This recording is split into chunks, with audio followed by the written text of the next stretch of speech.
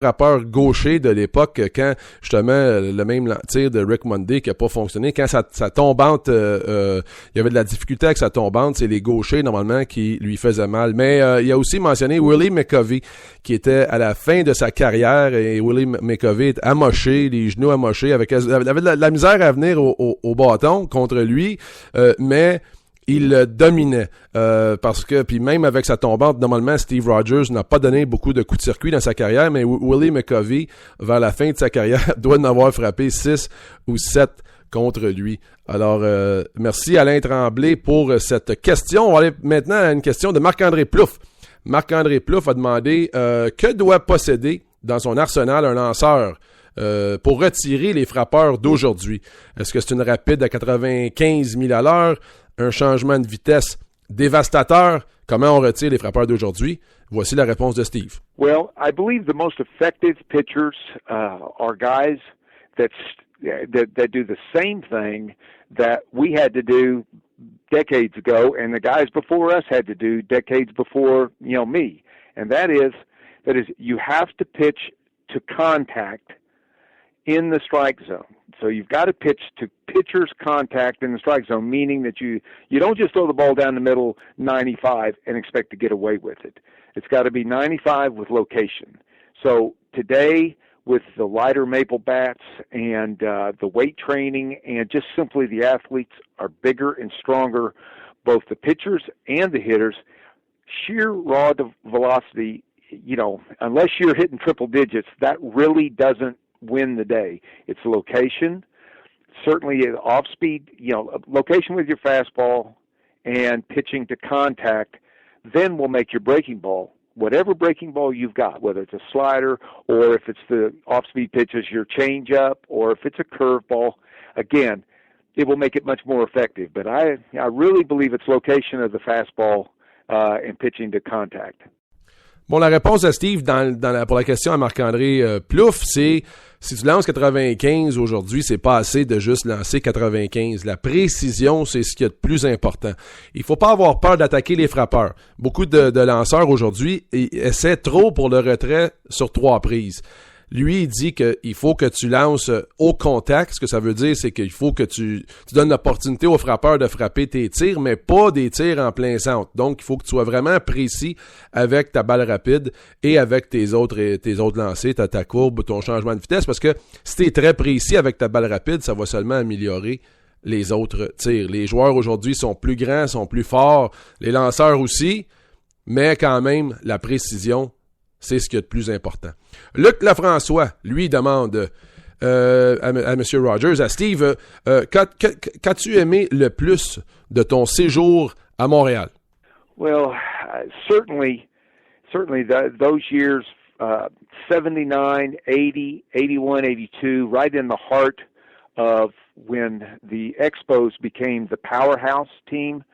It was so exciting to come to the ballpark in the middle of the week, and have 35,000 people there on a Wednesday night. I mean, it was just so exciting. That's what other baseball cities in North America. That's what they had.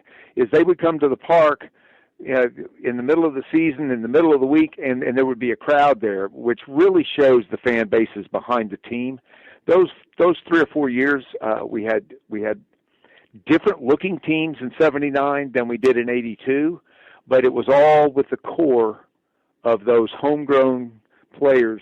And, we all know Carter Dawson, Parrish, Wallach, Francona, Cromartie, Valentine was part of that. And then, we acquired Jeff Reardon. So in other words, we had different looks, but it was all based on the core production of the minor league system, and that was what was the most exciting time for me in Montreal. Steve répond que les années 79 à 82, lorsque les Expos de Montréal étaient vraiment la grande organisation du baseball majeur, était ce qu'il a appelé un powerhouse, donc une des forces du baseball majeur. il trouvait ça tellement intéressant se présenter au stade olympique un mercredi soir, puis il y avait quand même 35 000 personnes là, qu'il y avait des partisans incroyables qui supportaient une équipe qui était développée via le système des ligues mineures des expos. Donc, on peut penser que aux joueurs comme Gary Carter, Andre Dawson, Warren Cromartie, Terry Francona, Larry Parrish, Ellis Valentine, tous des joueurs qui avaient été signés par les expos, qui avaient été développés par les expos, et ils avaient un noyau très, très, très solide. Ils sont allés chercher Jeff Reardon comme lanceur de relève aussi, mais il dit, ces années-là, là, quand le buzz, quand la ville était baseball à Montréal, il dit que ça, c'est vraiment sa plus belle expérience de tous les souvenirs qu'il a eu à Montréal. C'était cette époque-là, de 79 à 82. C'est des équipes différentes. Par contre, il y avait des armes, il y avait un noyau qui était très, très solide et l'appui des partisans qui étaient nombreux même un mercredi. Il dit que c'était comme ça dans les autres villes, les autres grandes villes de baseball au sud, aux États-Unis, mais c'était comme ça également à Montréal. Alors, dernière question, Jean-Sébastien Houle et Vincent Safiotti ont posé la question suivante, ont posé vraiment la même question, là, mais dans le climat économique actuel, penses-tu que Montréal pourrait supporter une équipe des ligues majeures? Est-ce que Montréal, selon toi, c'est une ville qui pourrait supporter à nouveau un club de baseball majeur? Et voici la réponse de Steve Rogers. Well, I believe that anyone in the commissioner's office contemplating expansion would have to take a serious look at the Montreal market. Now, there's no doubt that history doesn't speak, kindly of franchises, going well there for the long term. But I believe that can change, and I believe it has changed, and certainly the Expos Nation and all the other the grassroots groundswell movements, as well as the resurgence of youth baseball in the Montreal area, in Canada in general. I really think it speaks to the fact that they understand that they let something very valuable go by not supporting it, and I believe the community would have to be looked at. If they could put together the ownership group and with the monetary backing, and again, that's a lot of money in this day and age, even with the economics across North America being what they are. That takes a significant number of dollars because you'd be looking at a new stadium as well as acquiring an expansion franchise. If they were to purchase an existing franchise, they would still have to build the stadium. So, again, a hefty price tag, but if that all got put together, I'd have to think that Major League Baseball would have to look at the Montreal market. Ben Steve, c'est simple, hein? Il dit que si, advenant le cas d'une expansion, une équipe qui devrait être relocalisée, que le baseball majeur devrait absolument considérer Montréal comme un candidat. Il dit que c'est certain que l'historique et le passé, le fait que Montréal n'a pas été capable, surtout vers la fin, de supporter une équipe professionnelle, n'est pas nécessairement un point positif. Sauf que, en ce moment, avec tout ce qui se passe, avec le mouvement de Expos Nation, avec le mouvement de Montreal Baseball Project, qui n'est pas nommé, ça c'est moi qui viens de rajouter ça, excusez, avec l'essor du baseball au Canada, que Montréal définitivement est une ville qui devrait être prise au sérieux et des partisans qui devraient être écoutés et pris au sérieux pour un retour éventuel du baseball. Il a aussi mentionné, par contre, il faudrait avoir un groupe de propriétaires ou une compagnie avec beaucoup d'argent, parce que si c'est une équipe d'expansion, il y a des coûts reliés à ça. Si c'est une équipe qu'on déménage, il y a des coûts très, très considérables reliés à ça. Et aussi la construction d'un nouveau stade, de nouvelles places pour que l'équipe de baseball puisse participer. Alors, c'est ça. C'était l'entrevue avec Steve Rogers. Merci beaucoup pour vos questions. Merci beaucoup à Steve Rogers aussi. Beaucoup de plaisir à lui parler ce matin. On va passer immédiatement à notre chronique sur le fly parce qu'il reste seulement 4 minutes à l'émission, 5 minutes à l'émission. 5 choses que vous devez absolument savoir aujourd'hui dans le monde du sport. Je vais le faire à tous les jours sur le fly. C'est parti. Premièrement, Eugénie Bouchard, la jeune joueuse de tennis du Québec, a été nommée la révélation de l'année de la WTA. Elle est passée du 132e rang mondial au 32e rang cette saison. C'est une saison de rêve pour elle. Elle a surpassé tous ses objectifs. Et d'autres noms importants qui ont gagné ce prix-là, là. Pensons à Serena et Venus Williams, Maria Sharapova, Martina Hingis, pour en nommer que quelques-unes. Donc, c'est de la bonne compagnie pour elle, ça. C'est de la bonne compagnie pour elle. Deuxième chose, l'homme le plus rapide du monde, Usain Bolt, déclare son amour pour la chanteuse Rihanna sur une vidéo que vous y est disponible, elle est disponible assez partout, cette vidéo-là. Sur le web, beaucoup de gens parlent de ça. Usain Bolt, qui avait fait un commentaire, qui suit Rihanna sur Instagram, a fait un commentaire. Et on lui a demandé d'élaborer, puis il a dit qu'il est en amour. Il dit, Rihanna, je suis en amour avec toi. Appelle-moi. Bye. Fait que c'est une histoire à suivre. Usain Bolt. Troisième chose que vous devez absolument savoir aujourd'hui, une école secondaire du Massachusetts a été forcée d'annuler tous leurs matchs de football cette saison, car la maison d'un des joueurs a été vandalisée. Les truands ont peinturé des propos racistes sur la maison de celui-ci. Un joueur des Blue Knights de Lunenburg, c'est une ville située à environ 90 km au nord de Boston. C'est très triste pour cette équipe.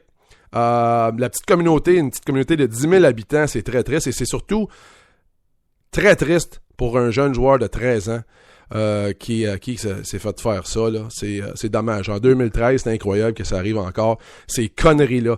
Numéro 4, Masahiro Tanaka deviendra bientôt le lanceur le plus en demande de la saison morte. C'est un lanceur japonais, il a 25 ans. Sa fiche l'an dernier, mesdames et messieurs, 24 victoires, aucune défaite.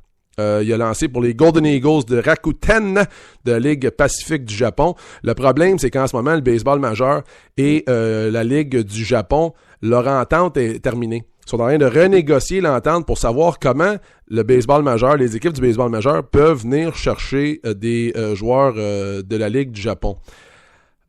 C'est ça. Donc, c'est pas évident de ce côté-là.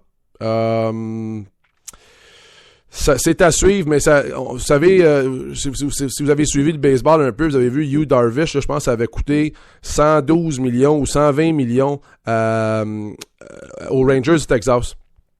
Je pense qu'il avait donné 50 millions au club de Yu Darvish et un contrat de 60 millions pour lui ou quelque chose comme ça, là. Donc, c'est ça, on vient de négocier comment qu'il faut payer, comment qu'il faut faire la transaction, mais Masahiro Tanaka, retenez ce nom-là, ça va être un des noms les plus populaires un coup que le deal va être fait, là. Beaucoup d'équipes vont essayer d'aller chercher ce gars-là et possiblement dénicher le prochain Yu Darvish. Cinquième, Kobe Bryant est de retour à l'entraînement avec son équipe.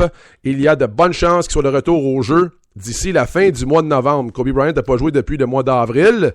Les Lakers en ont besoin. Donc, un retour au jeu possible, Kobe Bryant, ce mois-ci. Ça, c'est au basketball, la NBA, pour ceux qui ne savaient pas. À surveiller ce soir, RDS et TSN montrent le match Minnesota à Ottawa. C'est à 19h30. TSN 2, eux, montrent le match Pittsburgh-Washington. Ça peut être un meilleur match, ça. Crosby et Ovechkin. C'est la collecte de sang aujourd'hui du Canadien au Centre Bell jusqu'à 19h. Allez donner du sang. Allez donner du sang.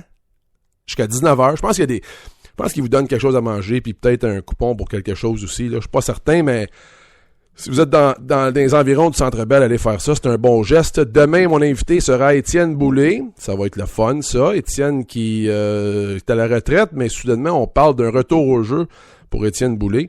Je vous invite encore avec le Vox Pop, là. Allez sur... envoyez-moi un courriel. Envoyez-moi un courriel. Info en commercial... Le show du midi. J'en ai trop de courriels. Info en commercial, le show du midi. Et prenez votre iPhone, là. Enregistrez ça dans les mémos de voix. Puis envoyez-moi un message, tu sais, où vous êtes, comment vous l'écoutez, quand vous écoutez le show du midi, peu importe, là. Je serais intéressé. Il y a aussi une place pour faire des commentaires sur le site du showdumidi.com. Envoyez-moi des commentaires des invités que vous aimeriez avoir. J'ai reçu déjà plusieurs bons commentaires, j'aime ça, mais les commentaires que je reçois le plus à date, c'est pourquoi tu fais juste ça une demi-heure? Pourquoi tu fais pas ça plus longtemps? Moi, je voulais faire ça 30 minutes, intense, on y va, c'est facile, vous téléchargez ça. N'importe quand, vous écoutez ça durant la journée ou durant votre heure de lunch, ça me dérange pas. 30 minutes pour tout de suite, c'est en masse. C'est en masse.